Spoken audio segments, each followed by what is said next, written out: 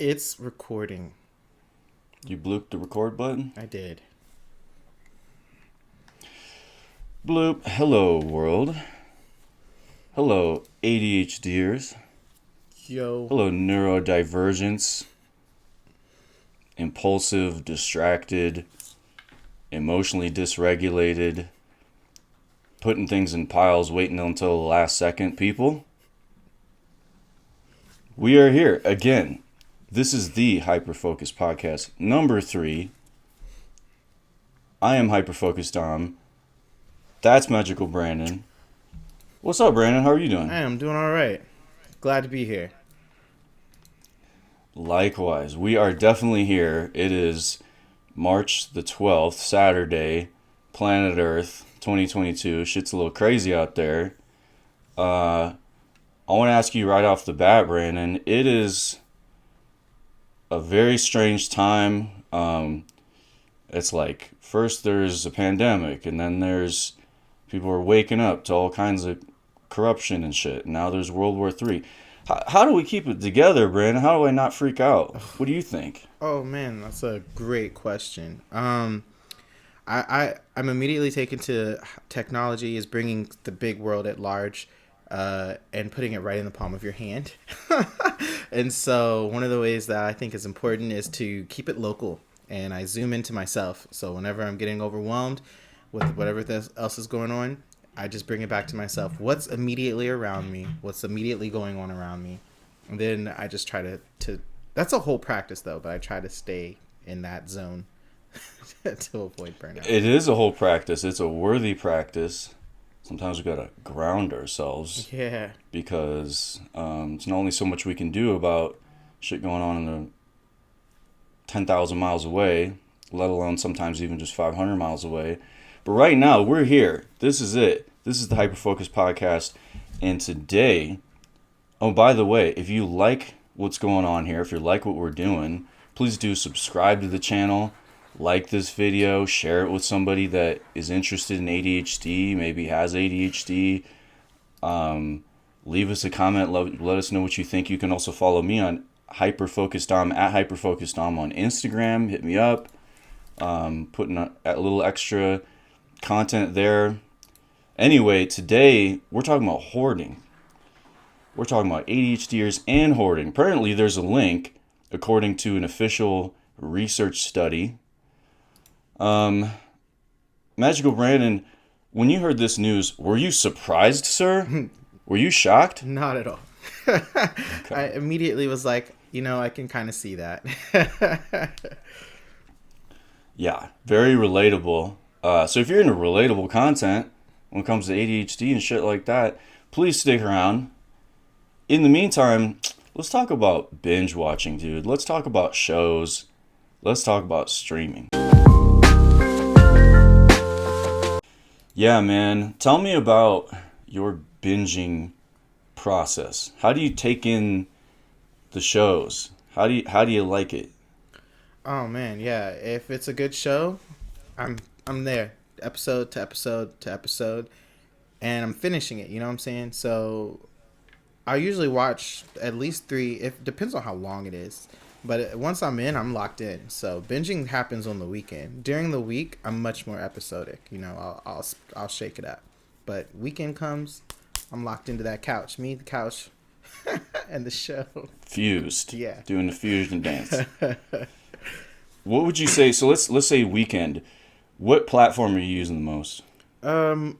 Surprisingly, a lot of Netflix. I Netflix a lot, and Crunchyroll for my anime fix. But I have to confess, I probably have all of them. Yeah, they're getting your money, huh? You were just listing off the other day all the streaming services. You got a bunch. Yeah, it's sad, but enjoyable at times. Yeah, it's all of those things. What about with during the week? Where are you going to get your fix? How are you taking in your shows and your content and your things? And all of those service providers are what get me. So like, even during the week, if it's not Netflix, it's not even real HBO. It's HBO Go or Max or whatever is their service. I primarily watch TV through the PlayStation. Most of the little whatever services are on there that I have downloaded and I'm probably paying for, those are the ones that I used to watch. Um, there's some stuff though now. The new stuff is coming out weekly, so that lets me pretend like I'm watching TV because I have to wait for the new episode, and so. But I'm still watching it on these services. I'm a big YouTube guy, and I was thinking about this last couple days, and I've really noticed that I have weird patterns and habits in terms of taking in my shows. Episodes are, I mean, that's a whole commitment to me. I'm like, why don't I fucking sign an agreement and get married while I'm at it? Like, are you kidding me? I'm going to sit for 50 minutes. Sometimes something will grab me. Witcher really grabbed me, and I binged the shit out of that one. But it just happens once in a while, usually while I'm working out, actually. If I'm working out at home, there's a good chance I'm putting the big screen on, taking that in while I'm doing, like, you know, my squats and all that. But in the meantime, I like YouTube because it's so a la carte.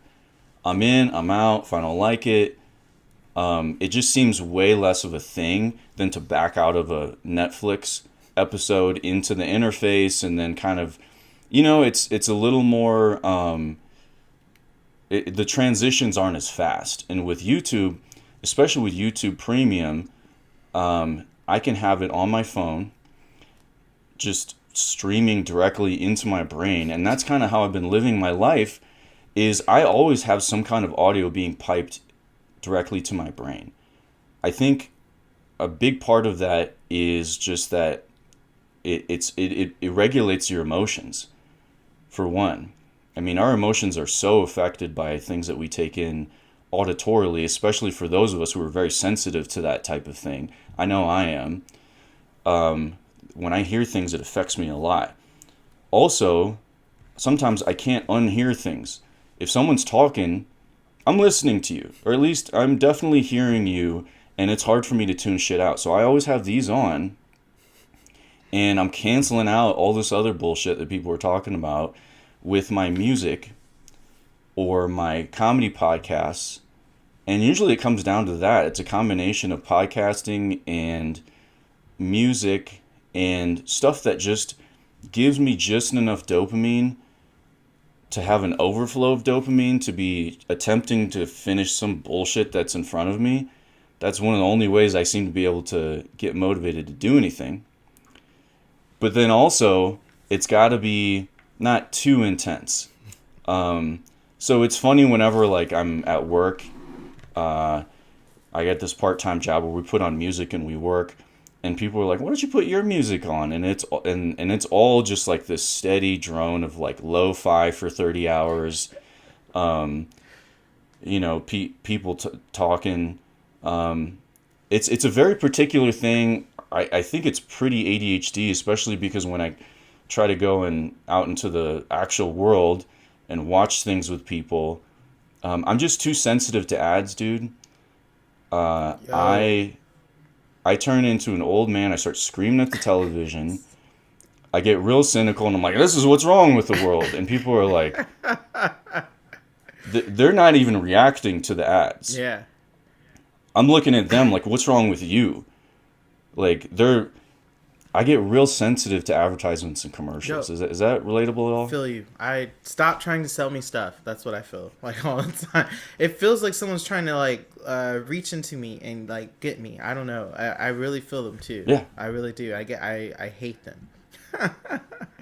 Yeah. Hate's a strong And word, but yeah.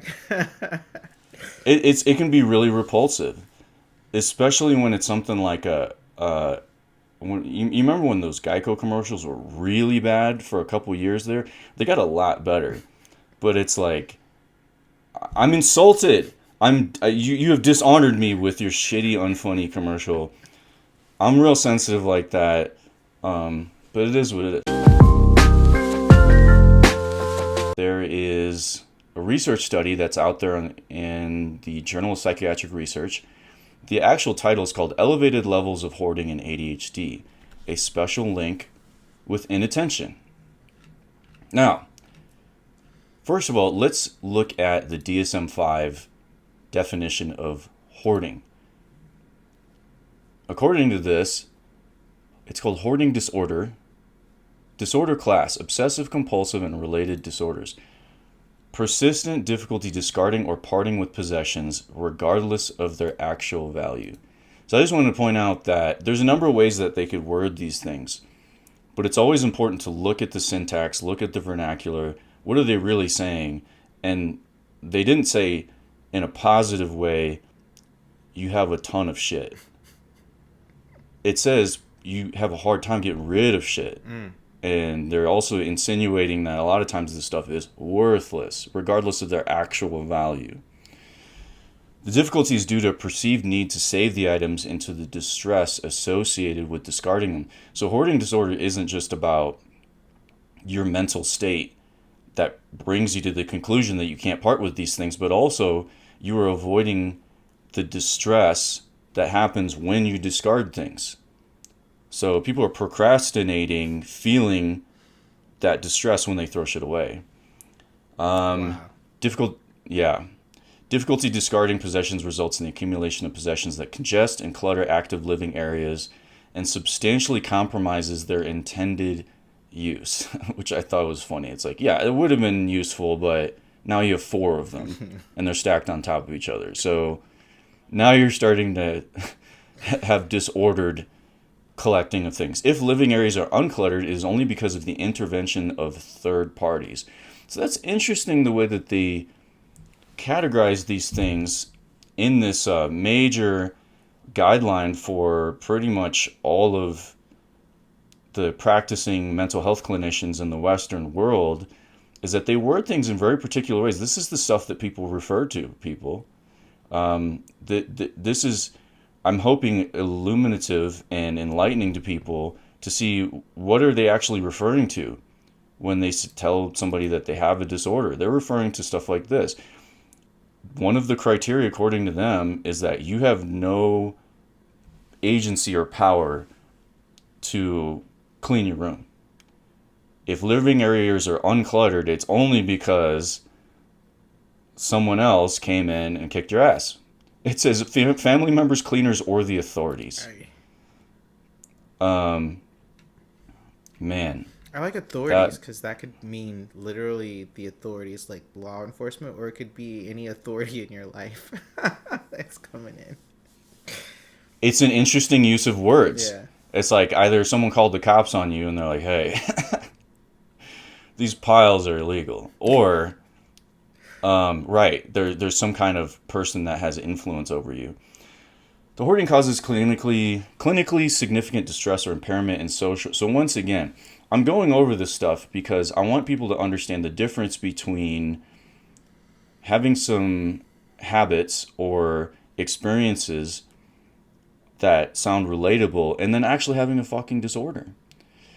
Causes clinically significant distress or impairment in social, occupational, or other important areas of functioning. So if you have an issue cleaning your room, if you have a certain kind of collection that's a little kooky, but you can't seem to, it persists throughout your life, that's one thing. But if you chronically cannot find things, if you chronically are disorganized and it's just messing up your life. I mean, if you got a house full of stuff and there's piles everywhere, you might have a leak that you can't see because you can't see your walls. You can't see, you're being distracted by all this visual stuff that you have to take in. And I mean, that's real shit. You could have a dead cat behind there. Who knows? There's all kinds of problems that could be included. I'm almost surprised that's not in the DSM-5. Sounds like you're talking about frequency. So it's like the rate of occurrence versus not just the fact that happens sometimes. That's what they'll tell you about what a symptom is. A symptom isn't just something that happens once in a while. It's something that happens very frequently, which results in impairing your life, fucking your life up.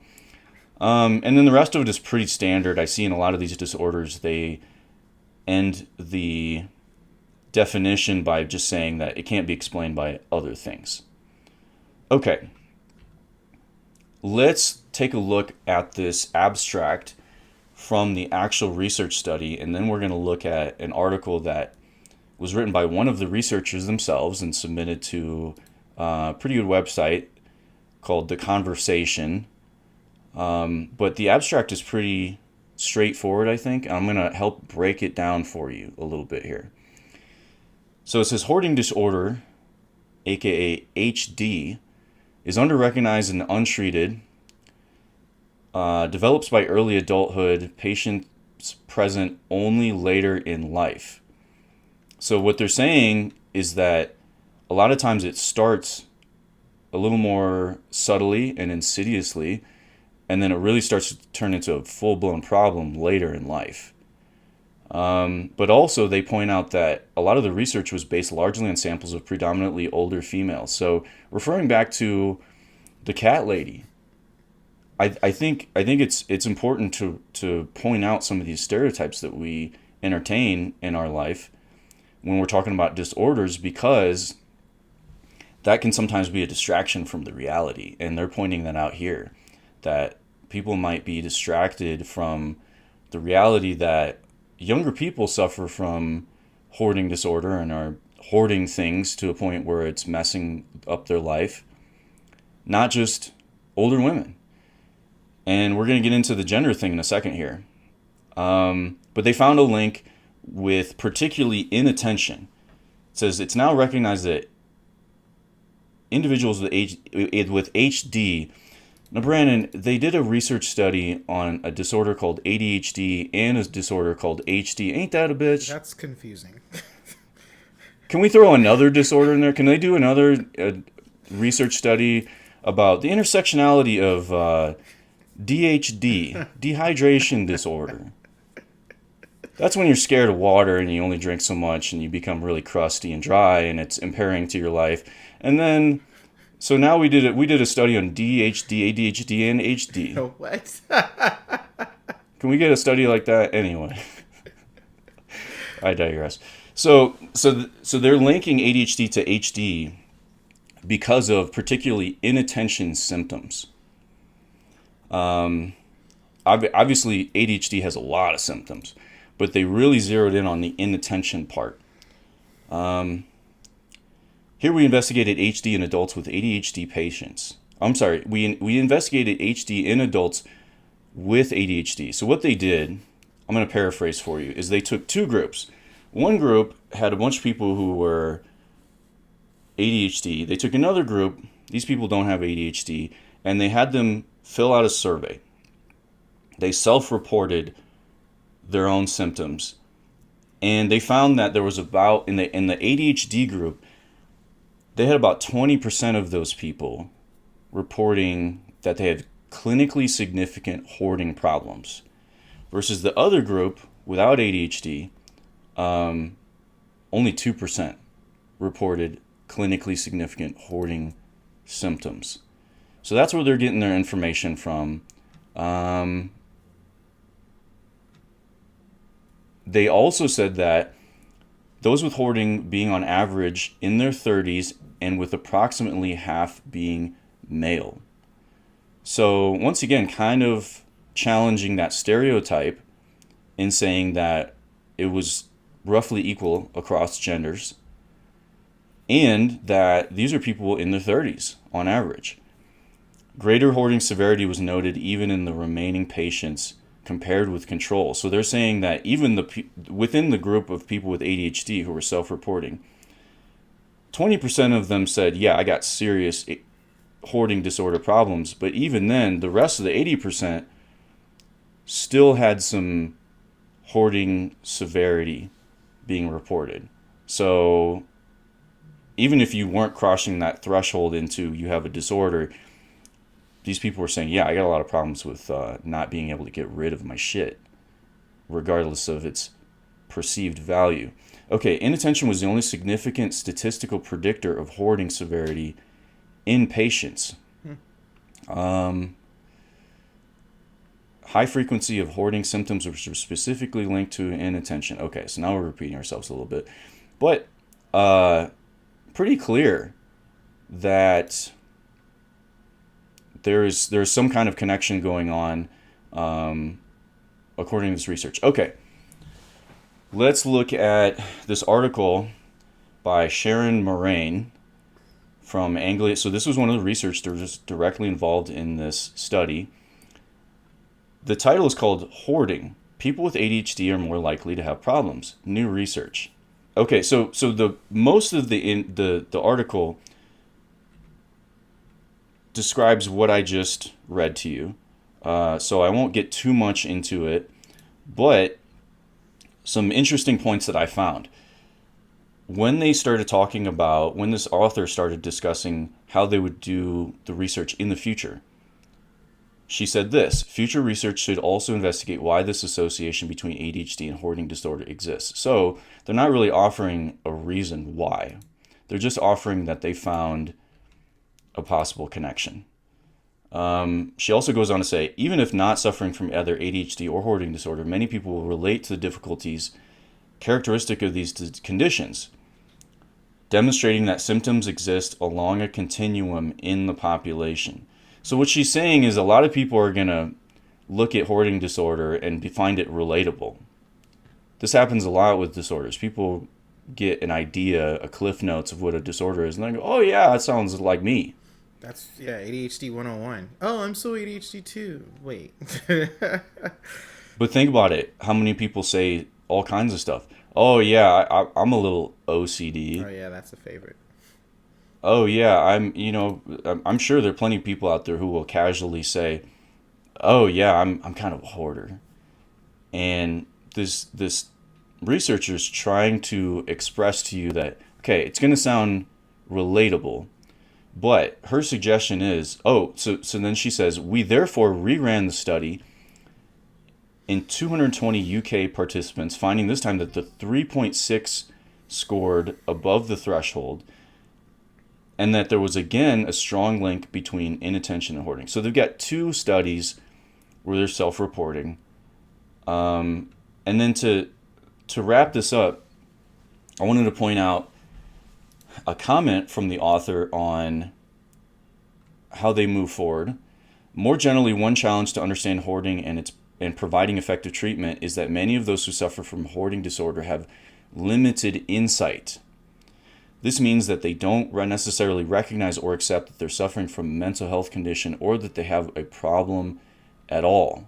Yeah. So that's one of the keys, I think, to recognizing what's going on, and both within the research and for the individual suffering from it, is pointing out that a lot of times these people, they don't know what they don't know. Right.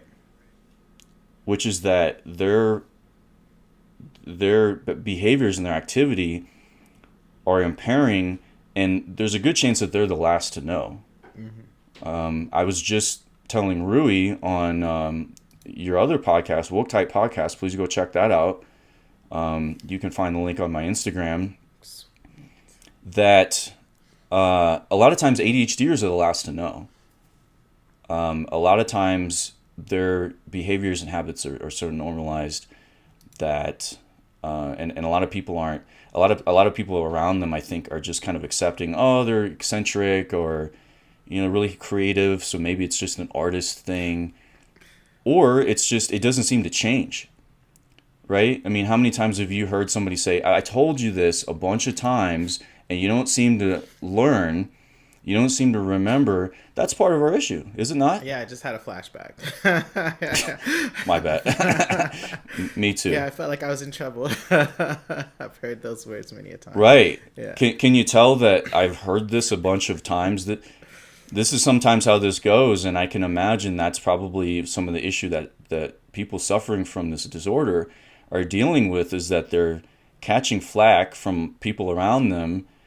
And even then, it's like, I mean, there could be denial, right, from the pain of this experience, or it could just be that things are so normalized. But either way, I mean, this researcher wanted to point out that one of the this is a challenge. If you're suffering from this disorder and you don't even know it, even though it's a huge elephant in the room, that's something they're going to have to tackle with future research. Man, that's why we need each other, because you can't really see yourself, and we're all here to be mirrors for each other. I think that kind of helps. Like, if you know, if people with good intentions are out there, you can kind of get that reflection you might need, so you can be capable of the growth to get out of those situations. Absolutely. It's awesome to have supportive people in your life, because we all have our things. We all have our things. And so I hope that people out there who are dealing with this, I mean, I'm sure there are plenty of people who are, good people, more or less competent, have values of society, but there's just something about something they dealt with, whether it's trauma, whether it's hereditary, whatever causes hoarding disorder, they have an issue. I actually know people in my life, we'll get into that later, but, otherwise sweet, well-meaning people, but this can become an issue. This is the dopest meme that I found. This is the dankest meme that I found, where it didn't hit me right away, where I was like, I should save this for the podcast.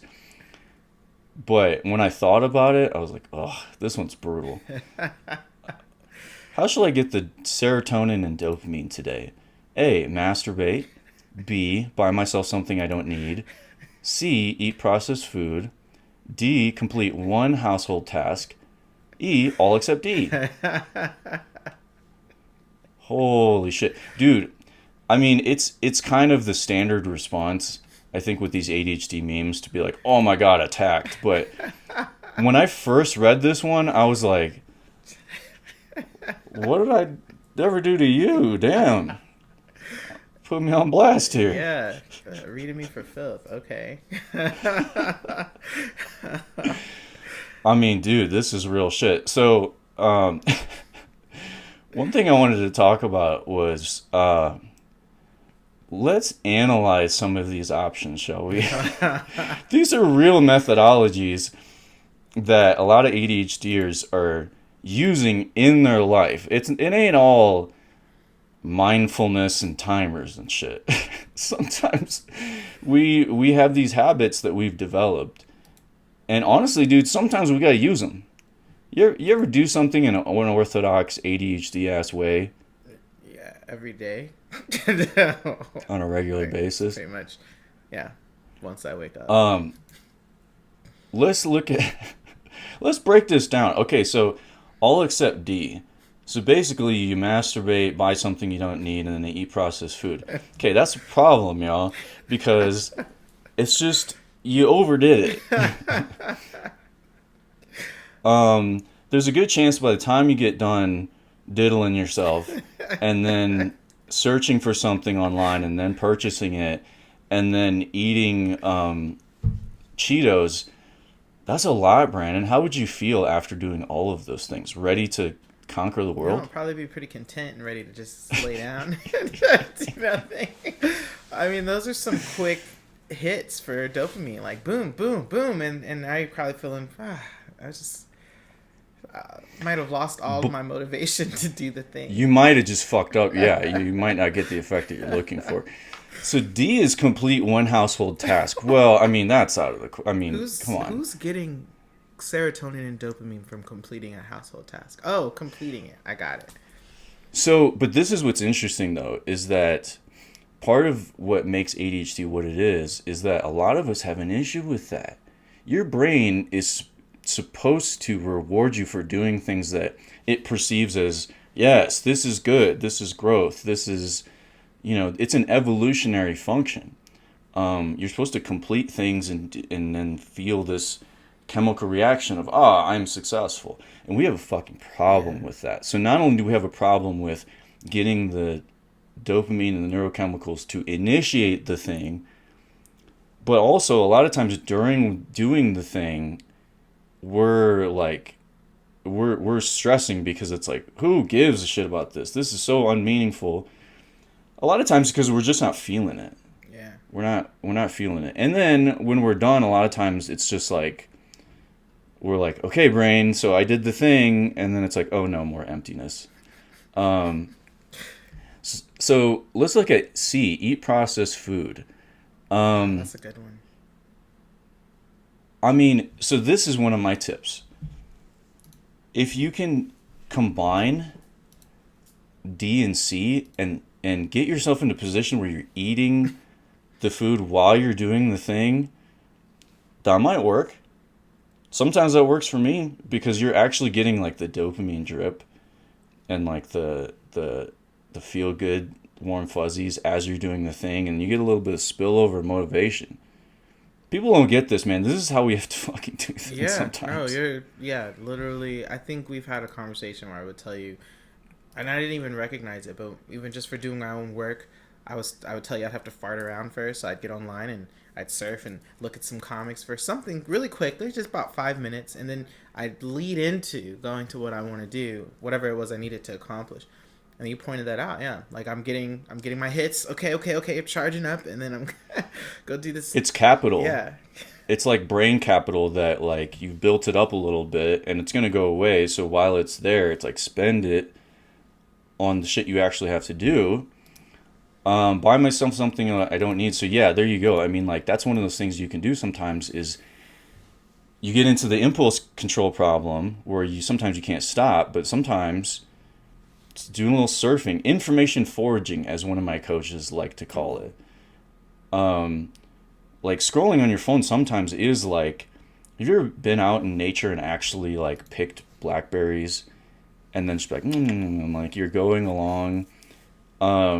actually, yes. It's a really exciting like dopamine charging experience, and that's kind of what scrolling and farting around is like. But yeah, you can build up a little bit of capital in terms of motivation that you can use.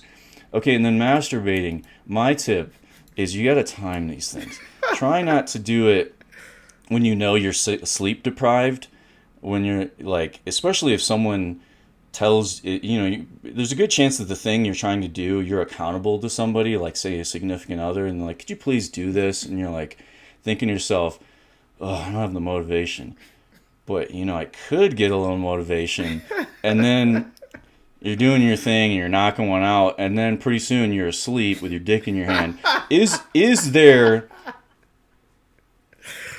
a greater marker of you did not understand the assignment or do the thing than having somebody find you asleep with your dick in your hand? That sounds like a bad dream. Yeah, you're waking up to a bad dream. So yeah, hilarious, relatable, but also interestingly functional. Yeah, choose wisely, friends. Choose wisely. Maybe D and then A. Like, you feel accomplished. Hey man, that's what Dr. Andrew Huberman calls dopamine scheduling. Wow, that makes sense. Yeah, so I'm not just jerking off just for the hell of it. I'm actually following a dopamine schedule. Excuse me. Excuse me. Way to sell me a turd. I love it. Yeah, that's great.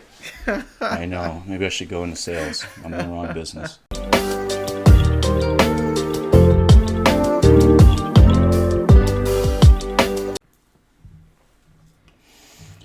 We did it, Brandon. We've arrived. We did the thing. That was a podcast. Yes. I had a lot of fun. What about you? Oh man, I had a great time. Always. Yeah, man, us ADHDers got a lot of thoughts. We've got a lot of feelings. I noticed that not everybody is highly sensitive with ADHD, but I know there's a lot of us out there. And I hope that the many thoughts and feelings that we've expressed here in this podcast reached you. You felt some kind of way. If you did, please make sure to like this video, leave a comment, tell us what you think, share with a friend, share your stories. Definitely subscribe to the channel. There's actually another video that's coming out in addition to this episode where Brandon and I are going to talk about meditation. We've decided to really start getting into some deeper conversations about particular topics that are really close to us and hopefully that are close to you and your heart. So definitely subscribe. I am still highly caffeinated, Brandon, and I'm ready to record some more. So in the meantime, hope you learned something about hoarding disorder. Hope you had a laugh. For myself, Hyperfocus Dom, for my co-host, Magical Brandon, stay up. We love you. Take care. Catch you next time.